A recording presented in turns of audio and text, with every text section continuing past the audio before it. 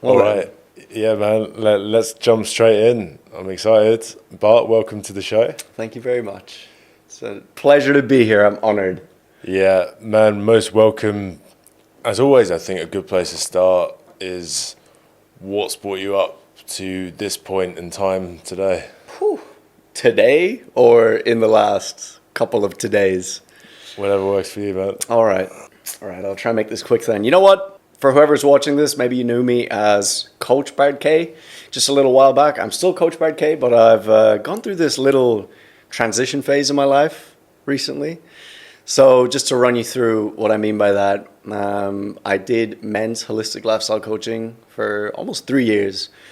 And that was in a one-to-one setting. I was coaching guys, coaching clients. And then I gently sort of laid that to the side, kept it there, but put it to the side and actually built a community-based, project. It was called Real Life Brotherhood. And I was doing that. And it's still going on in the background, but this is where this transition phase comes in. So I've had a busy couple months here in Bali. I've leased out a villa here, and it turned out to be a strange decision. So a lot of my time was eaten up by that, but the transition phase came when I decided to sort of step into different ventures and do something totally different to what I had been doing for the last couple of years. So I decided to put all my focus or most of it into actually products and products that I believe in and products that I use myself and just giving them out to the market and seeing if it works. So that's been one hell of a journey. I've done it before, but on the level I'm doing it now, I have not yet. So when you've been doing something for a couple of years, perhaps if you've been in a job for a couple of years or you've been doing podcasting for a couple of years and then you say, let me try something new. You can imagine that is a whole journey in and of itself. And even just the act of letting go of one thing and letting go of everything that you know and then moving into the unknown and to the, into the uncomfortable, it can be quite an interesting journey. And that it has been. So that's where I'm at this point in my life. All is good, all is well, I'm healthy. But yeah, this transition phase, it's still ongoing in the background. Yeah, I wonder what was going through your head then when you talk about this transition, because as you've mentioned, I think a lot of people are scared to sort of transition and, whether they're in a stable job or they're on a certain career path, whatever it may be, they might have an idea that they want to do something else, but there is that comfort of what they're used to. So what gave you the confidence to switch and do something else? In a way, knowing that I've done it in the past, and maybe that's not the answer you're looking for here, but, objectively looking at the situation, if you've done something before in the past, there's a high chance you're going to be able to do it again. So same way, for instance, I used to be in university, I used to DJ a lot, I used to have all these bad habits or whatever, and I completely transformed myself and went through this transition. That was probably the first transition that I had.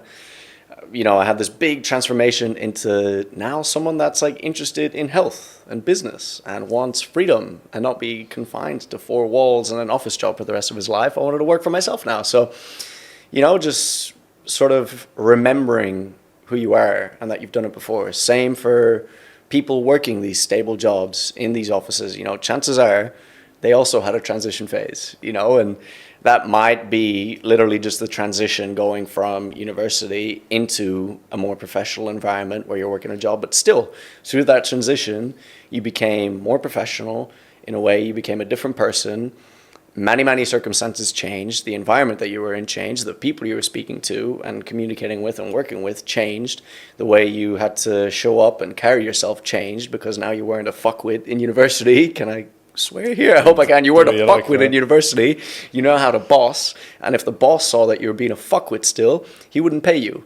So that was a whole transition in and of itself. So it's about remembering in a way. Does that make sense? Yeah. It's also remembering where you've come from, and there you go. I noticed this with myself. I would sort of look back at myself and I used to sort of cringe, I think. I used to think, I used to be that guy. But then actually, I think it's a very positive thing because you're like, oh, wow, the fact that you can even do that, it's a sign that you've grown. And I've noticed now, because I will publish podcast episodes 3 months after I film them sometimes, and I'm like, oh wow, I've actually changed quite a lot in 3 months. And I think that's a positive thing. And reflecting on myself, I was thinking, do you know what? Actually, I think there's a bit of shame about who I used to be at times. And I wonder if you've ever had that as well, because you mentioned that you had bad habits and we're all different people at certain stages. So what's that relationship like with yourself or your past self or your younger child, perhaps?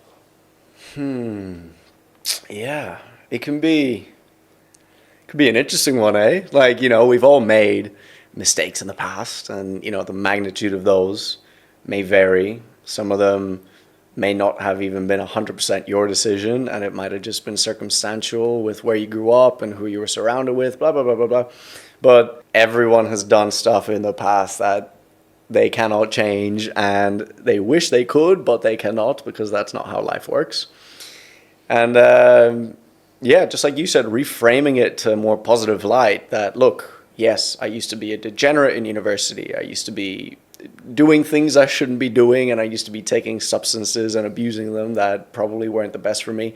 But now, it's like, in a way, that made me the person I am today. And, it's so cliche that you hear it, and like, maybe someone that's watching this right now is like, oh yeah, fuck, like I really wish I just didn't do that, and if I didn't do that, I'd be, whatever, 10 times more successful, or I'd still have the girl, or I'd have the house now, or whatever. But if you didn't do exactly what you did in the past, you wouldn't be where you are today. And if you don't like where you are today, the magic of it all is that you can change where you are, so there's no point stressing about something that you can't change, aka the past, so.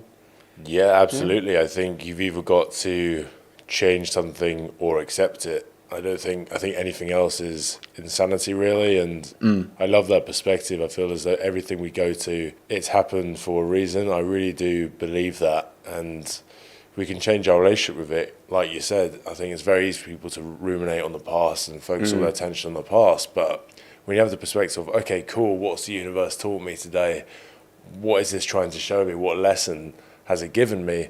And by having that perspective, that's how we grow and we become a better person. Whereas if you adopt this sort of almost victim mindset, and speaking from personal experience here, thinking that the world is just happening to you and everyone's out to get you and it's just not on your side, I think we really need, it's very easy to indulge into that and give that some energy. I think there's a lot of power in just, you know what, I could choose that path, but no, who's going to make a difference?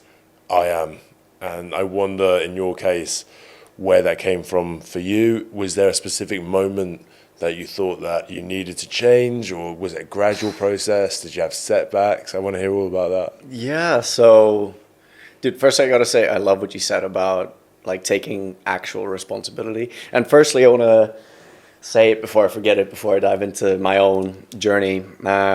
This like idea that you spoke about of just like almost letting go and accepting things. And I saw this like post on Instagram. Somebody posted it, I think it was yesterday. It was like this diagram where at the top it was like are you worried about something, and then an arrow down, and then another box, it was like, can you change it? And then the two arrows like yes and no, and both of them lead to the same thing. Can you change it? Yes.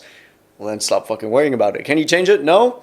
Stop worrying about it, but it's like the last thing we want to do as young men full of high testosterone is, accept responsibility and just sort of let things go in a way. We want to like have it all and fix it all and do it all and make sure everything is perfect, but that's not the way life works sometimes.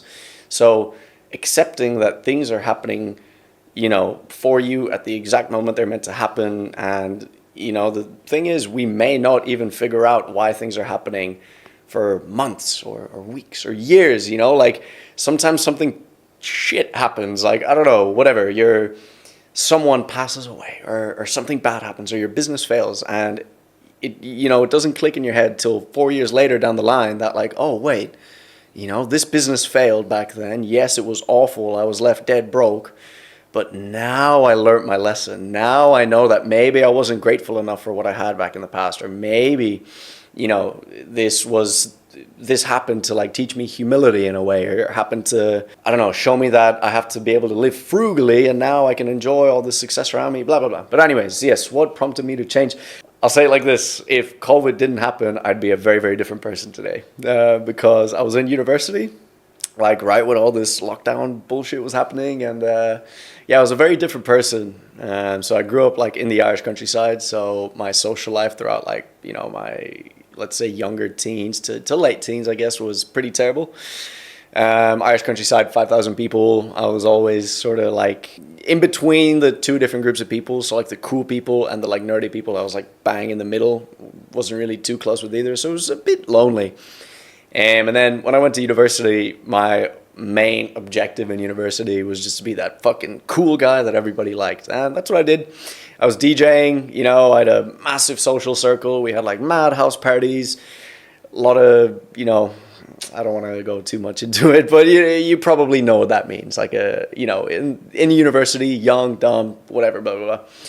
And then, one day woke up and uni was out and it was now COVID. And there was this like virus spreading and everyone's going to die and all of this. And so I got sent home from this like high life, literally in university, back home to the place where I started, into the countryside. And that sort of made me like sober up in a way, literally and physically and mentally, if you know what I mean. I was left with nothing but time. Like there was nothing to do. I used to like stack shelves in a supermarket. Obviously that was out. Everything was closed. There was no university, nothing to be done. I was back in the countryside.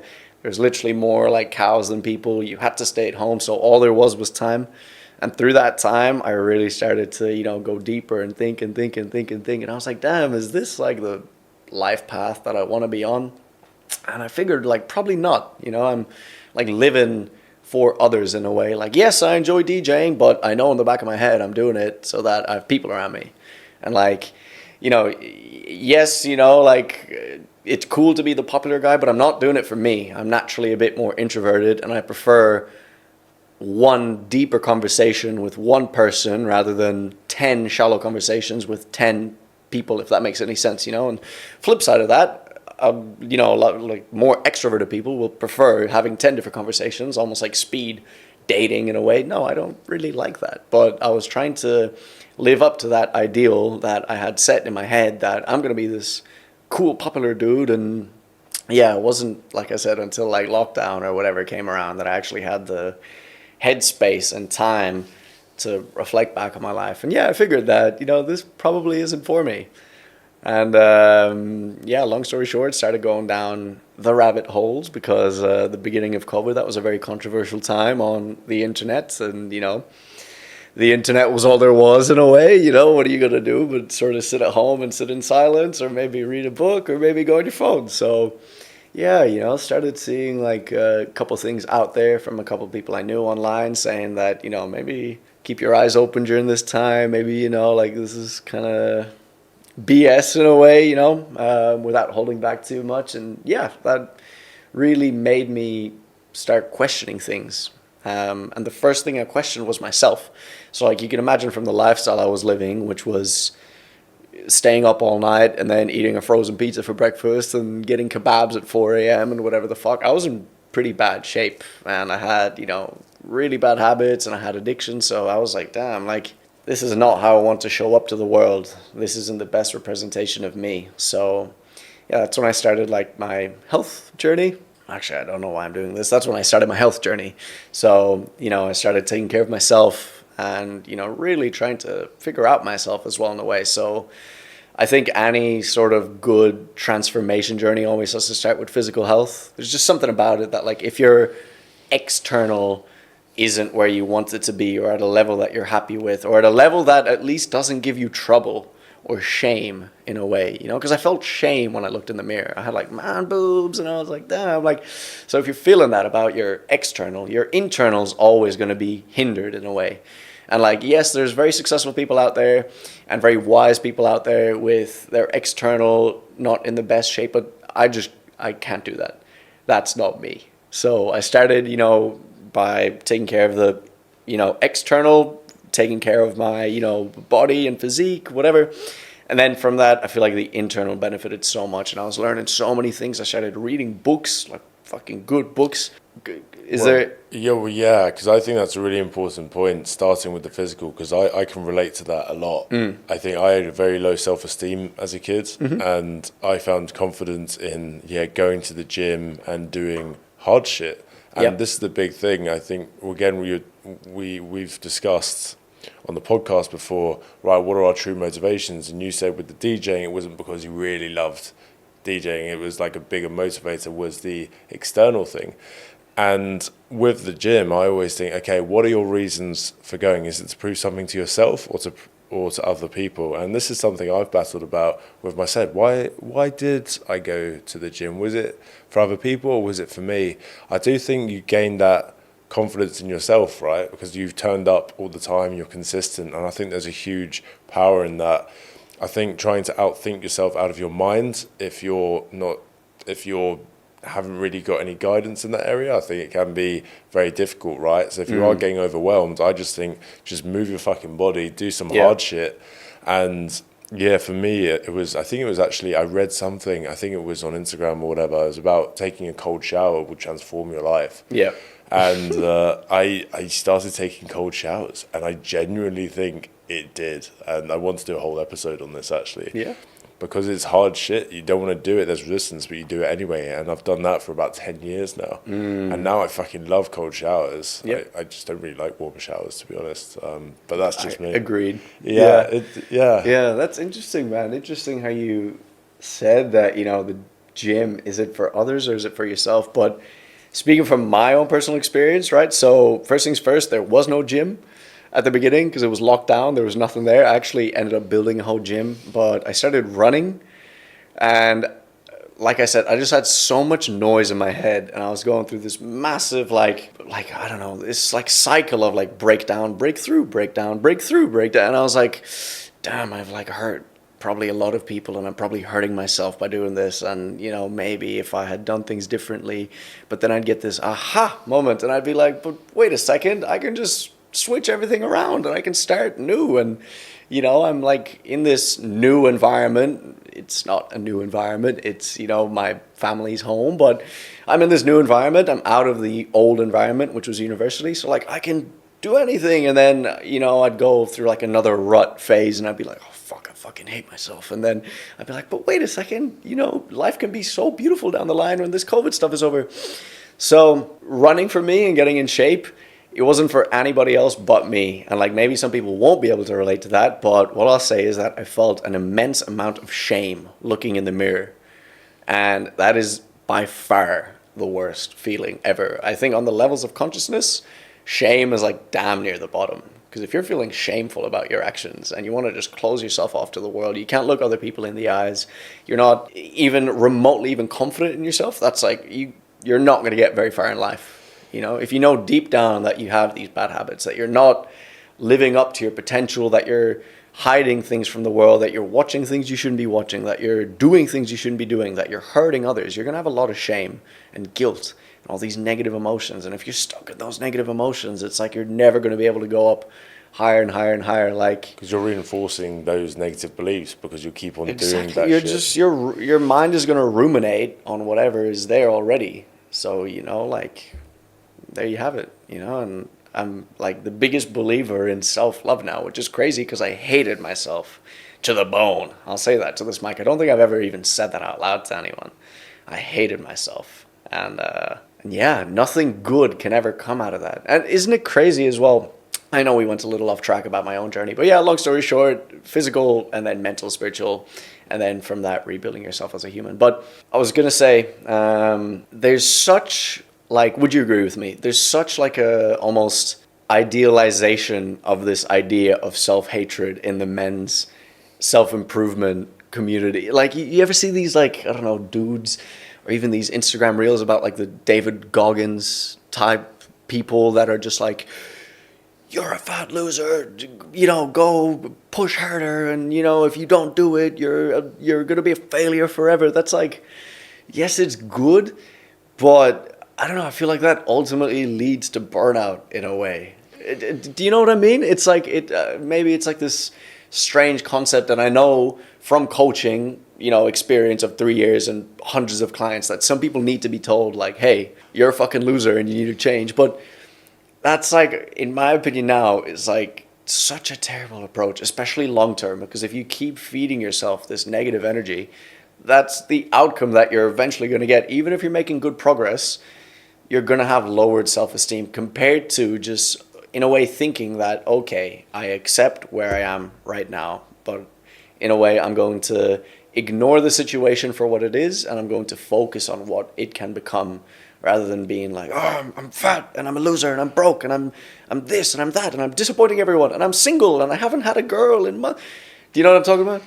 Yeah, and I think a lot of the time we're not actually in touch with our why and why we're doing things, right. It's like you mentioned with the DJing, like what were your true motivations? And I think when you're running out of fear, which I find a lot of people do, right, when they're chasing a career goal, whatever, you realize they're actually chasing or running away from an emotion, right? And I do think some people, I think everyone's different. I think some people might actually need that wake up call, like, oh shit, because like you were saying, COVID gave you the opportunity to have that wake up call, like, okay, what am I actually doing with my life? Similar to myself, I think, in a way. COVID really helped me and many other people. And if it's not COVID, it might be, like we've mentioned, it might be a death, it might be the end of a relationship. But all of these experiences, I think they all enable us to have that wake-up call. And you could argue, perhaps, if you're not getting that wake-up call from the universe, perhaps that message of, wake the fuck up, I think it could get inside people's brains. So I think it depends on the person. I think some people perhaps need a bit of a wake-up call, but once you've had that wake-up call, you don't ruminate or give that self-talk any energy. I completely agree with that. You need to reach a breaking point to get to a breakthrough. It absolutely needs to happen. It's why we see these types of people that have had it easy their whole life.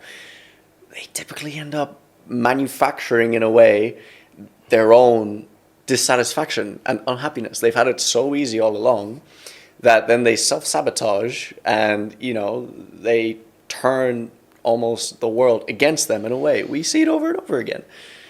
So go ahead. Well, yeah, I think about this a lot, and I'm thinking, wow, I'm so grateful all the bad times. I was speaking about this in previous episodes with Rowdy as well. He said he's obsessed with the bad times because it just enables us to grow. And if you've never experienced a bad time, then have you really experienced the depths of human emotion? Have you really experienced life? And I'm so grateful. Even there was a time where I was depressed and super anxious, I'm so grateful for that because that enabled me to think deeper about who I am and the behaviors I was exhibiting. I really believe everything's there to teach us something, and yet we try and resist it, and we resist these bad emotions. And again, we're running off fear the whole time. But it's like, okay, no, let's lean into it. Let's actually inspect what's going on. And again, in the episodes I've had here, people have said, right, the best moments of their life have been when they've just surrendered to whether it's the anxiety or the fear, and you just kind of confront it head on. I think we're meant to be doing hard shit. We're meant to be sad. We're meant to be experiencing these emotions, and yet we try and numb ourselves with fucking quick dopamine fixes or whatever it may be. And we're just missing the point. We're trying to be comfortable. I've been really interested in this idea recently of pleasure, and I've decided now I don't actually want pleasure in my life because pleasure for me, I know that it's temporary, and I'm so sensitive towards it. I can sense the difference now between joy, joyous feeling in your body, versus pleasure. And pleasure is what I was running off for a long time, and that was feeding my ego, and that keeps you stuck. But pleasure is a temporary feeling, and I can feel it in my body now. You can almost feel the anxiety coming along. So when I experience pleasure now, it's not through a drink or a drug anymore, but and now I'm thinking, and I've realized now that feeling, the reason why I'm trying to hold on to it, it's like pleasure, right? And that's what we do. I think we try so hard to hold on to pleasure, and in the drinking example, you get a dopamine hit from a pint, and then it goes down, and then you want to keep on having more pints, but you never reach that same high, right? And I think that's the same in all walks of life. It doesn't even have to be a drug. And that's what I've realized now, is that we keep on chasing pleasure and we keep on running away from pain. And I think it's the opposite. We've got to seek out pain and make that our norm and just achieve that balance. And I think just all of society is just an illusion in a way, right? So what you're talking about there is chasing this circumstantial pleasure, right? Like, I am happy now because I am happy now that. I am happy now that I have this girl. I am happy now that I have this watch. I am happy now that I'm surrounded by all these people. And yes, that's a fallacy in a way, because eventually, tutto passa, everything passes. It's the nature of the world we live in. I am happy now that I have this bulletproof coffee, but I know after 4 sips, it's going to be gone. And what? Am I not going to be happy after it's gone? How about this coconut water? I love coconut water. I'm going to be so happy when I'm enjoying it in just a moment. But when it's gone, what? Am I not going to be happy? So when you're chasing that pleasure, and that's what you derive your happiness from, it's not sustainable. Just like you're saying, you're going to be bouncing from one thing to the next thing. You're never going to be fully content because there's always more. That's the nature of this world. I'm going to finish this coffee. What? Am I not going to be, happy until I have my next coffee tomorrow? It's like, no, that's not how it works. And chasing that pleasure is what gives pain, just like you said. Flip side of that is, just like you said, seeking out pain in a way is what actually gives us pleasure. And this isn't to say, and like to glamorize that, oh, I need to seek out pain. I need to go have a fucking street fight outside. I need to get knocked out by some dude on the street. No, or like, I need to fuck my relation up or fuck my life up. Relationship, excuse me. I need to mess everything up. I need to feel pain. Like, no. But it's doing the difficult things, and pain to some, might even be going to the gym. Like, going to the gym could be painful for some. I know probably, me and you and a lot of people are, that might be watching, enjoy it, but that might be painful to some in a way, and not necessarily physically, but for example, mentally, because I don't know, for instance, you're a busy entrepreneur, or you're just a lazy dude right now and you're at the beginning of your journey. Going to the gym might be painful, but if you go to the gym, hit that workout, you're going to feel a million times better than if you stayed at home looking for that hit of pleasure off your TikTok or whatever, scrolling Instagram reels. That being said, where the magic lies for me is, just like you said, being a joyful person. It's crazy that you can literally choose to be a joyful person, and it doesn't matter on the circumstances. And to me, this is still, it's not a new concept for me that, I'm hearing about per se, but it's a new concept that I'm trying to embody. And I'm not doing it perfectly. I still get upset. I still get furious sometimes at things, and it happens quite a lot here in Bali. Sometimes the emotions go off the rails and we feel a certain type of way, and as much as I respect and value and love Marcus Aurelius and the Stoics and the Stoic philosophy, sometimes shit happens and we just get pissed off. But keeping that joy and little spark of enthusiasm within you and carrying it throughout your day with you is like the highest ROI ever. You know what I mean? Because, like, for example, here in Bali, anyone that hasn't been to Bali that's watching, there's a lot of issues here. You get sold Bali as this like paradise on Instagram and everything is perfect and we're all sitting around drinking coconuts, but there's no place that's perfect in the world. So for example, when you're sitting in traffic here, it's like insane, and 10 people will cut you off from every other angle, and then the person in front of you won't indicate and will just stop. It's so easy to almost get pissed off and be angry and be like, oh, these idiots around me, like, what's going on? They're all out to get me. But being that joyful person and just noticing in the moment that, like, this is pretty funny, this is just, it is what it is. At the end of the day, yes, I'm on Paradise Island, but the traffic's absolutely fucked, for lack of a better word. And just, I used to get pissed, like, I carry around my girlfriend on the back of my motorbike, and I'm like, thinking as the man, like, oh, I need to keep this princess safe. I need to make sure she's okay. I need to make sure I'm okay. Oh, we don't have travel insurance. Like, but like being stuck in that's when you attract almost the negative circumstances. But now that I find the traffic funny in a way, it's like I know I'm safe, and you can carry that energy throughout your whole life. Same way if any sort of mishap happens, it's like, just is what it is. And it's so like hippie, cliche, cringe, whatever to say that, but it truly is what it is. Same way, for example, I've been renovating this villa and we just finished up a brutal rainy season here in Bali. Absolutely brutal. And like my roof started leaking, and from that, like a couple walls got moldy and all of this shit has happened. And it would be so easy for me to be like, God, I spent so much money on this villa and it's the worst decision I've ever made in my life. And I wish I wasn't tied down, and I wish I didn't have to fix this villa and get these workers and pay them and buy this and buy that and go to the shop and buy paint. But now it's just like, oh, this is kind of funny, bro. Like, it just is what it is. And yeah, the amount of progress that you'll make when you embody that philosophy of just being a joyful person and keeping that spark of enthusiasm alive is insane. And that's not to say that you're going to be lazy and you're not going to do the things that you need to be doing. For example, I know that this roof is leaking. I'm not just going to sit there and laugh and be like, oh, roof leaking. I'm going to go out and fix it, but I'm going to fix it from a place of love and joy rather than like, oh, fucking roof, I need to fix it again. It's like, no, I get to fix it, Yeah, well, that's a good point, and well, there's so many good points there. I think the Stoicism one's a great one because for a long time I was getting frustrated with myself. I thought I've got to be fucking stoic all the fucking time, and the reality is we're meant to feel, right? And some days you're not going to be stoic. You haven't slept well, and like your mind, will get control of you. And I think it's just, okay, you know what? As long as you're living 80% of the time, 90% of the time good, then 10% of the time you're not going to be stoic and, within yourself. And obviously you want to be presenting the best version of yourself to people because you don't want to hurt people. But I think adopting that mindset as well. I think when you show up in love and your intentions are all about love, you can never go wrong. That's what my girlfriend told me. And I think that's true, right? If you just show love to everyone, it doesn't really matter what they do or what external things happen. You just show love, right? And I really believe a lot of pain and suffering comes from identifying ourselves with our mind a lot of the time. So when people think, right, okay, so I'm Bart, I'm this, and all these problems, and we kind of stay in our own mind, and that's our world.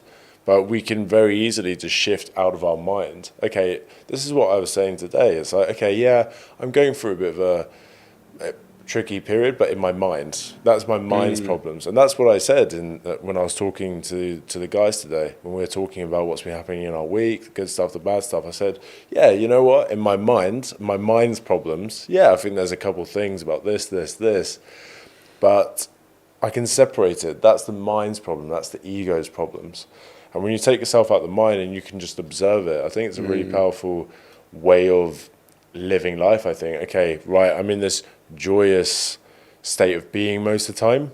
And when these thoughts come up, a lot of people try to fight thoughts. I think you get to a point when you're in that joyous state of being, you don't even acknowledge them. Or I wouldn't say acknowledge, but you just don't really, you're just not that interested. Because you're like, I'd much rather... It. Yeah, because it's like, I'd much rather, like, what I'm experiencing now, it's just this feeling in your body and you're just there. You're just like, I don't really want that because I'm enjoying and observing life, and it's like this feeling, it's a really beautiful feeling. I think anybody can experience that.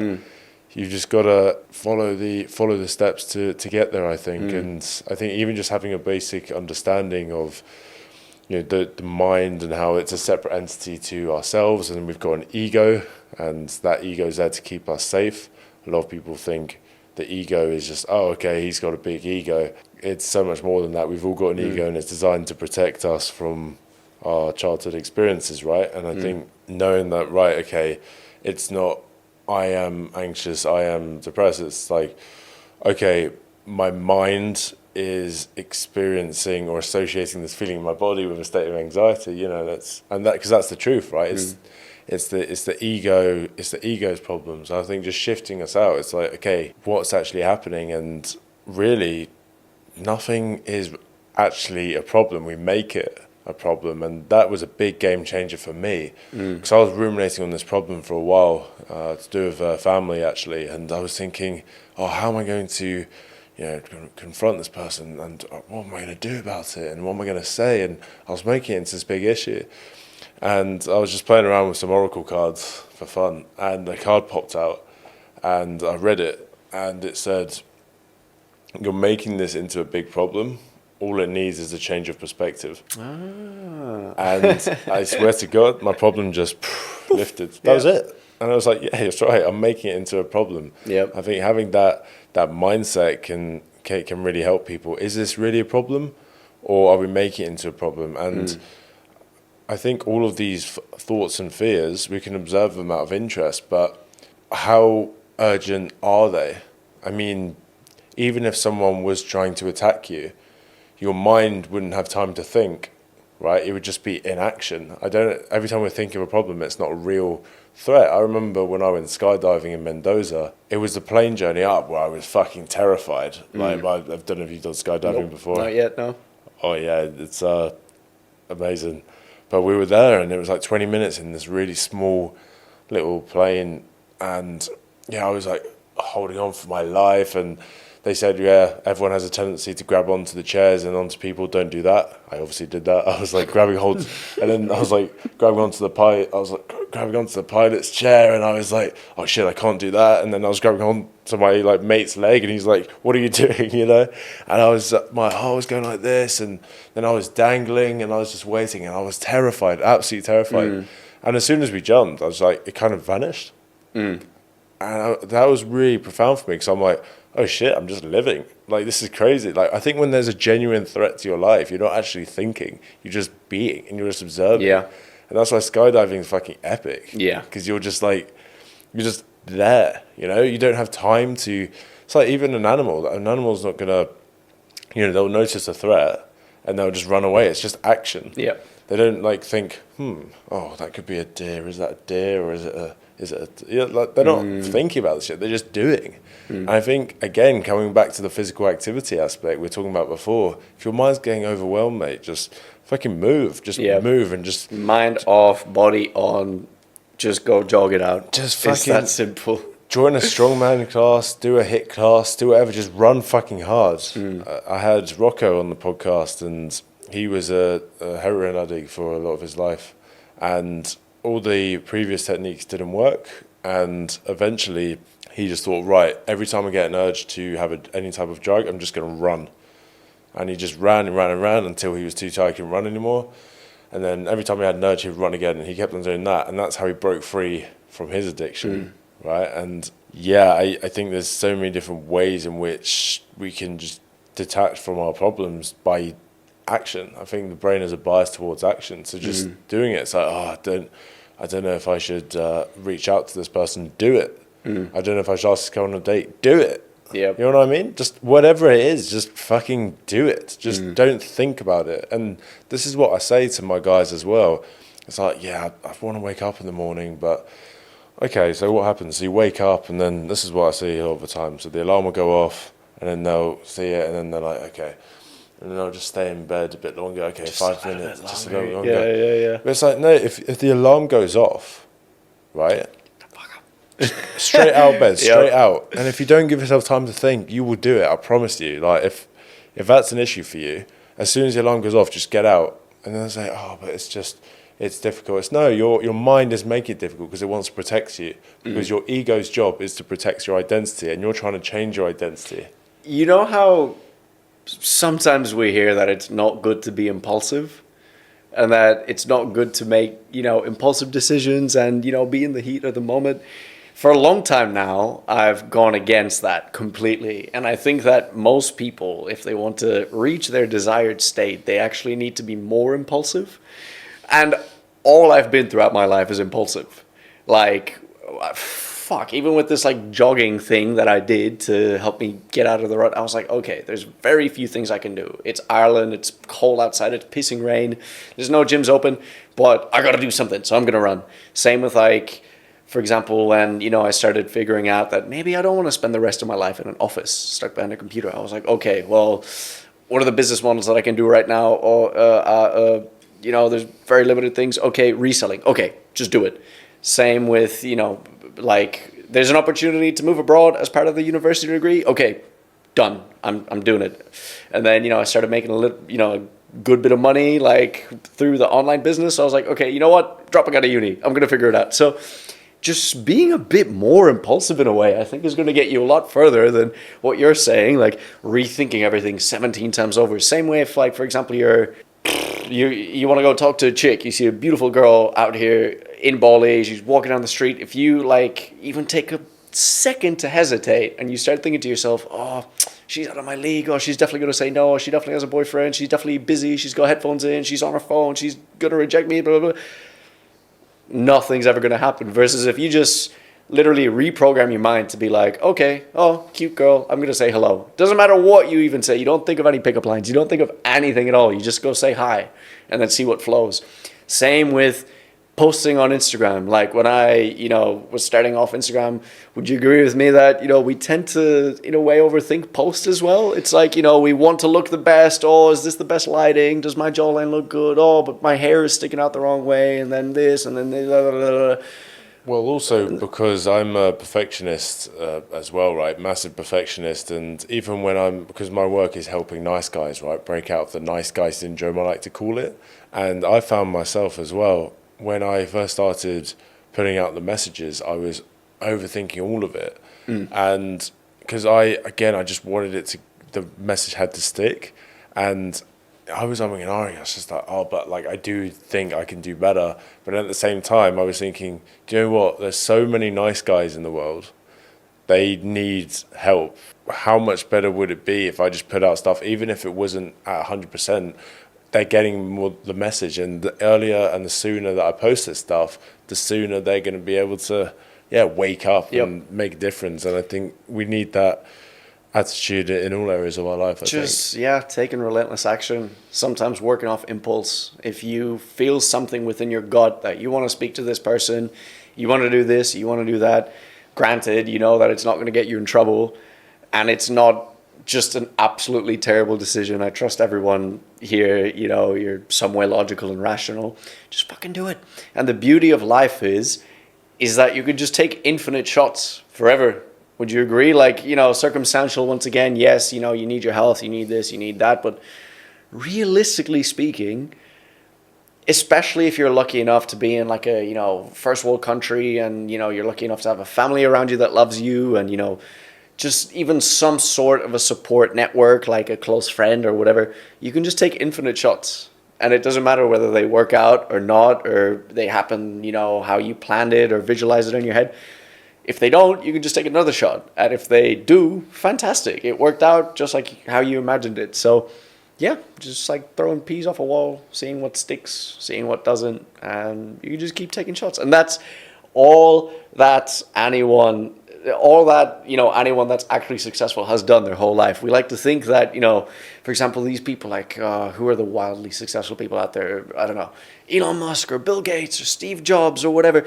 I bet they took more shots than we can even comprehend. It's not like they were just some one-hit wonder. And like, sometimes we do get the one-hit wonders, but typically that tapers off as well, doesn't it? One-hit wonder and then easy come, easy go.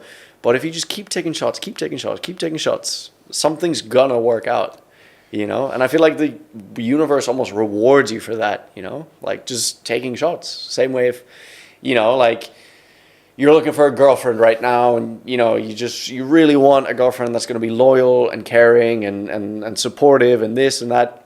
If you just speak to one girl and almost in a way put all your eggs in one basket and, talk to this girl, and then it turns out that she's just completely the opposite of what you're looking for and it doesn't work out, and you never speak to another girl again, it's like, what do you expect? You need to put yourself out there and, put yourself in the circumstances that are going to make you speak to more girls, and then you'll meet the girl.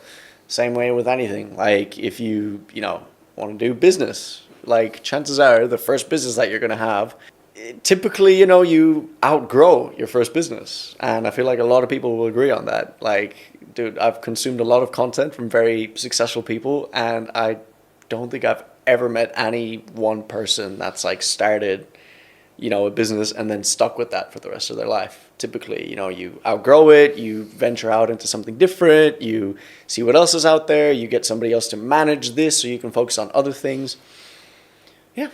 Taking shots. Yeah, and I think that ties in as well to the idea that you don't need to have everything figured out. But I think if you're going to do anything, just take action towards something. It doesn't have to be your thing or your purpose, but I think we can, if that really is your mission, is to find your purpose on this limited time that we have on this earth. I think just trying anything, and whether that's the thing or not, it will, I think, make you one step closer to achieving that, because you get more life experiences, you start figuring it out. I know relationships is a big one. I know a lot of people, they've been in like maybe 7, 8 year relationships which have come to an end, and in some cases 13, their wife and that relationship has ended, and a lot of the time I think, they might say, okay, I'm over it, but it's such a waste of time. Like, I put so much energy into that, and it's all accounted for nothing. But those experiences have made you who you are today, right? And it's contributed to your growth, I think, in some form. And I think just having that attitude of, okay, even if it's a business relationship that's ended, I think, okay, right, cool, what's I learned from it, and let's look forward. Whereas, I think we spend a lot of time in the past, right? I wonder, in your case then, relationships wise, how's that sort of journey been for you? Because I find that for me it was a sort of big one in terms of my sort of relationship, and because at first I started off looking for external validation and attention, and that built up my self-esteem because it's always been sort of very low. I don't know if you had a similar story, because eventually sort of managed to demolish layers of the ego and open up my heart a bit more, right? Has that been a similar thing for you? Absolutely, yeah, absolutely. So, so I had that like COVID, lockdown, uni transformation, but then the next transformation after that actually came as a result of a breakup. I feel like, you already spoke about it, the end of a relationship. When that comes around, especially when it's like your, let's say, first like very serious relationship as a young man, that can leave quite the mark, brother.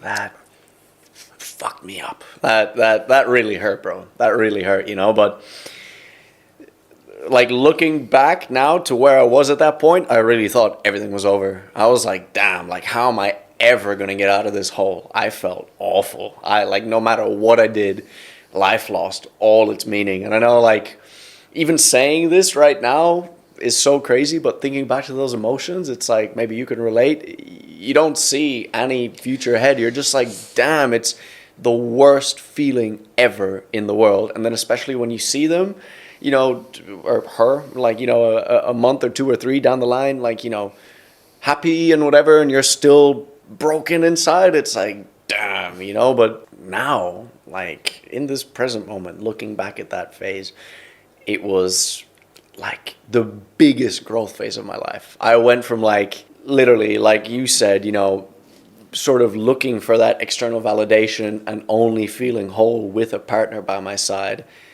to just completely leveling up in all realms. And that's like in the least hedonistic way possible. It's absolutely true. I multiplied my income multiple times. And, I actually started living a life that I was truly, truly happy with. I didn't have to rely on a person. I didn't have to seek out happiness from her validation. It's so crazy to say, right? Because guys don't want to admit this either. It's like, oh, we're men, we're high testosterone. But it's, it's true. I feel like I can open up and say just how it is. And, like maybe people look down on that. It's like the norm, when a guy opens up about his emotions, to be like, oh, whatever. But yeah, I felt like death.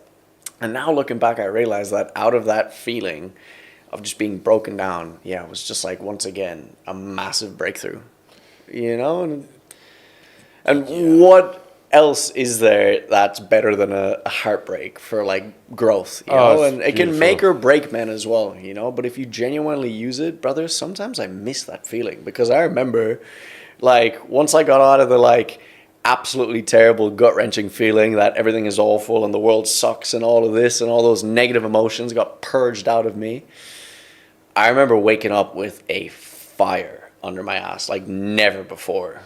Like maybe at the start to sort of prove, to her that, oh, you made a bad decision. But eventually that turns into you wanting to prove to yourself that you're going to be better off and that you can level up and actually do something with your life. So yeah, sometimes I feel like, and maybe people that have been through terrible breakups will agree, sometimes you miss that almost feeling in a way that's like, damn, like I was a different breed back then. Dude, I used to do so much. And like I do a lot now, but thinking like to back then, it was crazy. It's a different level. Like puts you into 6th gear every day and you're just like, go, go, go, go, go. Like, I need to do this by any means necessary. Yeah. Super interesting, huh? Super interesting. Super Super interesting. interesting how, in a way, it's like we don't need the pain per se, but like it's the pain that pushes us to go further. Yeah. It's like it's crazy, right? You know, I agree entirely, and at the moment, like you said, it is going to seem overwhelming. It is going to seem like, yeah, the whole world comes crashing down. And I think by ruminating on the past, I think in these types of events in particular, that keeps us stuck, right? And yeah, I think there is going to be a period of that, like absolutely feel those emotions, feel the depths of them, but then think, okay, right, there's a reason why. This is why, whenever I've had an ego death and I'll be there crying and I'll be like really like thinking, oh, this is what's happened here. And sometimes I won't even know what's going on, but I just see it literally as my ego dying and I'm being reborn into something greater. And I think that perspective really helps. Like, it's difficult at the time. You're just like, oh, why is this happening? Yeah. But I think just embracing it and thinking, okay, right, clearly that old ego is, it's trying to hold on to the last bits of who I used to be. All right, who am I becoming into now? And if people can see that opportunity as, okay, cool, I'm being reborn into something greater. This is why my relationship with life is beautiful now, because I see that. I see the growth in everything that we do. And I really think by having that perspective on life, I think we can just get so much more enjoyment out of it. And all this external stuff, like you were saying, it's all just, it's a game. It's just shit, it's fun. And I think life is meant to be played. This is, absolutely flown by, this conversation. I think... Are we almost at an hour already? Almost at an hour. Yeah. Which is crazy, right? Typical, yeah. I felt like 15 minutes. Yep. Typical. Yeah, absolutely. One thing I'll say, do I have like 2 minutes to just say one last thing? Okay, so we've spoken so much about having this like frivolous, careless, everything happens for a reason attitude for life, and that's like the number one way of revolting against the modern world, in my opinion. And what I mean by that is that the modern world wants you in fear. It wants you scared. It wants you locked in a box. It wants you stuck in your shell. And the mass media out there, if you take a look at the news that's out there, ever since COVID, it's just been this endless bombarding of just like, the world's falling apart, the stock market, the Bitcoin and this and that, and politics and left and right and Democrat, Republican, Independent, blah, blah, blah, blah. It's like endless, and the people crossing the border and the boats and the this and the modern world wants you sick and in fear and just wants your mind polluted with negativity, because that's how they keep you trapped. And if you're always distracted with that, they have your energy, they have you right where they want you. So when you detach from all of that noise and truly focus on what matters, aka your happiness and the people around you and how you're feeling and how you can take care of the people around you that mean the most to you, life becomes so simple in a way, And I agree, and I think, but in a sense, I think even just by questioning everything that you've been told, it's like, okay, right, why do I really want to give my energy and time to this? I do think it is an interesting subject, though, because I can definitely see why people get invested into politics and they're passionate about something. I totally get that. I think, but again, it's like with anything, okay, can you change something? If you can, then okay, maybe that's your mission to change it. But if you can't change it, then I think you've got to accept it, coming back to that. And I think a lot of the time it is just noise, mate, to be honest with you. And at least from my perspective, I think, right, I can see what it's done. He just lives in a constant state of just negativity, I think, towards the world and everything that's going on, watching the news the whole time. My mindset has always been, I remember hearing this somewhere and it was brilliant. It was, if you don't watch the news, then you're uninformed. If you watch the news, then you're misinformed. Yeah. And if you get that or you don't, some people just might not see the bigger picture of what's really going on. And I think this would be a good chance to sort of shout out the work that you're doing, because I think you're a very sort of conscious thinker and challenging the status quo. And I've seen some of my friends on other podcasts get their YouTube taken down for speaking about things that we should be speaking about, but it isn't spoken about a lot. And so what's your Instagram handle? How can people find you, and what are you sort of doing now? Yeah, so that's at real Bart K. Real Bartk. I have a Polish surname. It's very difficult. That's why the K is there. I don't think I've ever explained that. Difficult Polish surname. Over the last couple of years, I've been using and more importantly researching this supplement. It's technically not a supplement. It's actually something that was invented for the jeans and textiles industry. So yes, like pants, it was invented as a blue dye. It's completely synthetic, which is crazy because I'm the last person to ever, I don't even wear synthetic clothes. Everything is always natural and holistic and from Mother Earth, nature, whatever you want to say. But yeah, methylene blue. It's an absolutely fascinating, compound. Yes, it is 100% synthetic, but how it came about, yes, it was first synthesized as a blue dye. So DYE, yes, to stain things blue. And then since the late 1800s, it's just ridiculous. There's been over 28,000 studies published in like the last 100 and a bit years. So it went from a dye, for clothing, let's say, to being studied medicinally. And there was two German scientists in the late 1800s, early 1900s that actually noticed that it has profound effects on viruses and diseases. So, for example, one of the first use cases was for malaria. And it was noticed that in just 48 hours, it completely cured malaria. And then, from that, it just kept spiraling and spiraling and spiraling and spiraling. So now the science out there is absolutely mad. I don't know how long I have right now, but I could probably speak about the science that's out there for the next hour again. So, dude, everything from, cognitive improvements and benefits to things like, memory recall, to things like focus, to things like more ATP. It's insane. There's studies showing that it literally reverses depression and aids, BPD, bipolar disorder, but how it works is it improves the oxygen carrying capacity of your body. So it's insane. It upregulates your mitochondrial function. So if you think about it this way, right, the mitochondria and the health of your mitochondria is probably the most important factor as far as longevity goes for your body.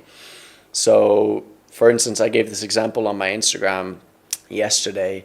Think of your body as a city and think of your mitochondria as the workers in a city, right? So in a city, there's a lot of different things going on, a lot of different processes. So think about it this way. If a road breaks down and, the workers aren't performing their best, it's going to take a long time to fix the road and it's going to, be expensive and, they're fixing the road so they can't focus on the broken light bulbs, blah, blah, blah.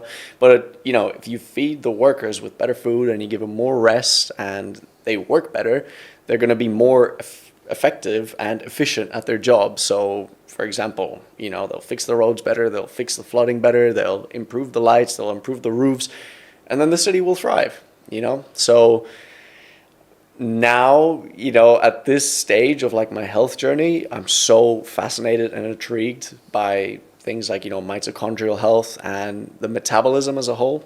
So for anyone that wants to do a bit more research, one of the doctors that I'm absolutely fascinated by is Dr. Raymond Peat. Ray Peat. Absolutely fascinating stuff. And it just goes against the grain of everything I've learned over the last few years. So I was vegan and then I was carnivore and then I was this and then I was that. And now I'm so intrigued by, a Dr.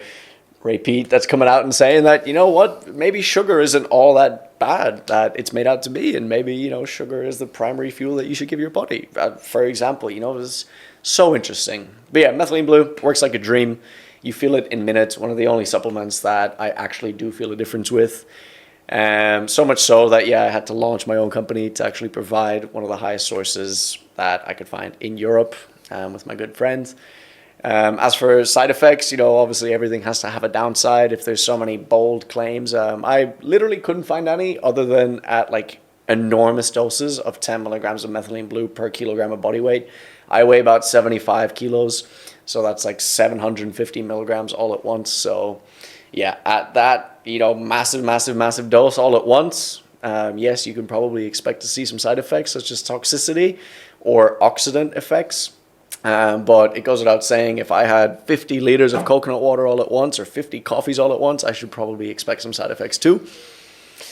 But yeah, it's fascinating stuff. If you want to check it out, I have it all over my Instagram, Real Bart K. Or if you want to check out the company, it's at Vita Blue Co. So the company is Vita Blue. Instagram is at Vita Blue Co. CO at the end. So yeah. Yeah, wicked, man. We'll definitely put all that in the description. We have 3 closing traditions at the end of the podcast. The first 2 are the usual, and then the third one is asked by one of the Growth Voyage listeners who I message on our Instagram page. So the first one is a song recommendation. Oh, dude. I'm like, can I give artist recommendations? There's just too many songs. So, okay, I love Tame Impala. And if it has to be a single song recommendation, Sundown Syndrome by Tame Impala. You've never heard anything like it before. It's a masterpiece. Sundown Syndrome by Tame Impala. But an artist that I love as of late, and I'm literally just listening to all of his songs on repeat, on repeat, on repeat. Neon Indian. Neon Indian. Absolutely top tier music. What genre? Weird, sexy, psychedelic rock, blah, blah, blah, blah. I don't even know. It's soul music. It just feels like it's more than music, and you feel it sort of inside, you know what I mean? Yeah. Sundown Syndrome, Tame Impala. That's the song. Wicked, love it. Second one is a book recommendation. Reality Transurfing by Vadim Zeland. Reality Transurfing. Insane. Will change your life and very relatable to what we spoke about today. Especially at the beginning there. Long read, 600 plus odd pages, small text, not too much spacing between the words and the letters.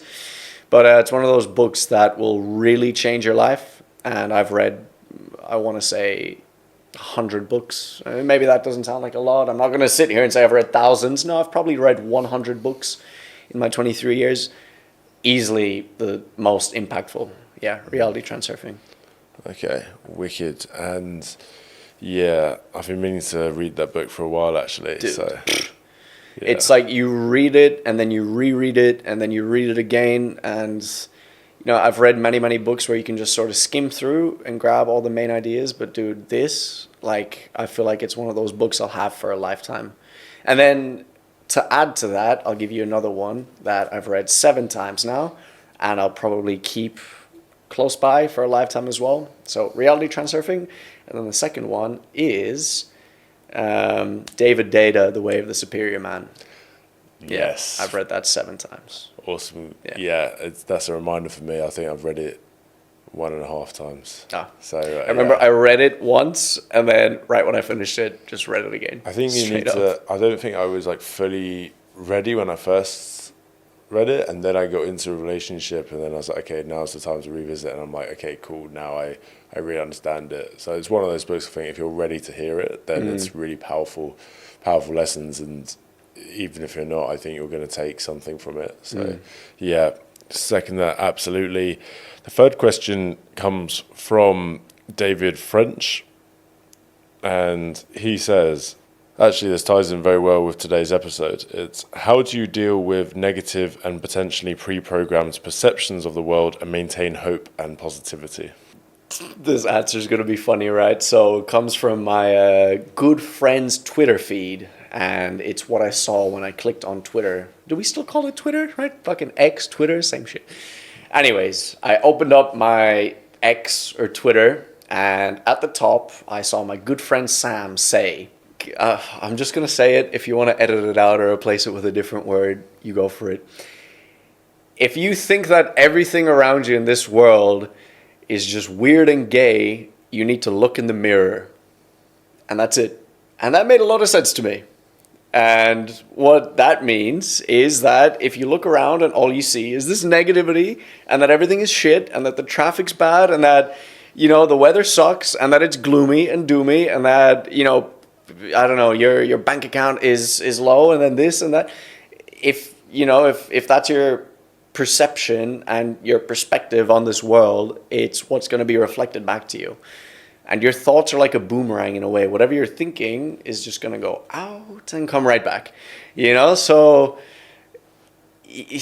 what was the question? How do you deal with negativity? You reprogram your body and your mind and your soul and your spirit to just get rid of that negativity. Banish it from your life. Even if your bank account is on minus, even if you're in debt, even if your puppy passed away, you can absolutely step into your power and reprogram your thoughts.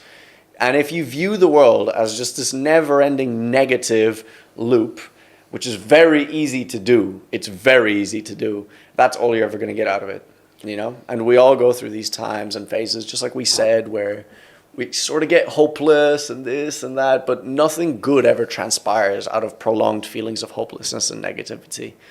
And by any means necessary, you need to find something good in the situation, something good. If you're dead broke right now, minus £200 in your bank account, find the good in that and just tell yourself that this is teaching me how to survive on £200 of debt right now. And I know for the remainder of my life, I'll never be £200 in debt, and I'll have £200 in my bank account plus, you know, and find a little spark of joy and enthusiasm, and by any means, keep it alive. And that's how you do it. Yeah, I completely resonate with that. I really think anyone can transform their mindset, and we can experience that joy right now.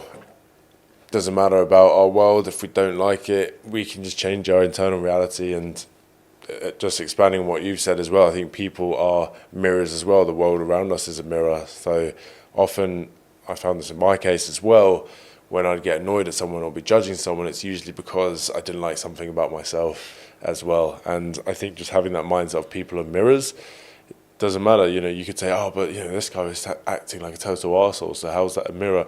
It'll tell you something. You know, maybe you're not being authentic enough by standing up to him or saying something. You know, it always tells you something, and having that mindset is super important. And I love your mindset. I love your sort of, I guess, consciousness, I suppose, for, you know, because that's, I guess, what it is, because I think the majority of the world is living in autopilot and unconscious, I suppose, and such an inspirational story as well, because COVID even, you know, it's not that long ago, and your sort of transformation based off of what you told me about who you used to be, it's like such a huge transformation in such a short period.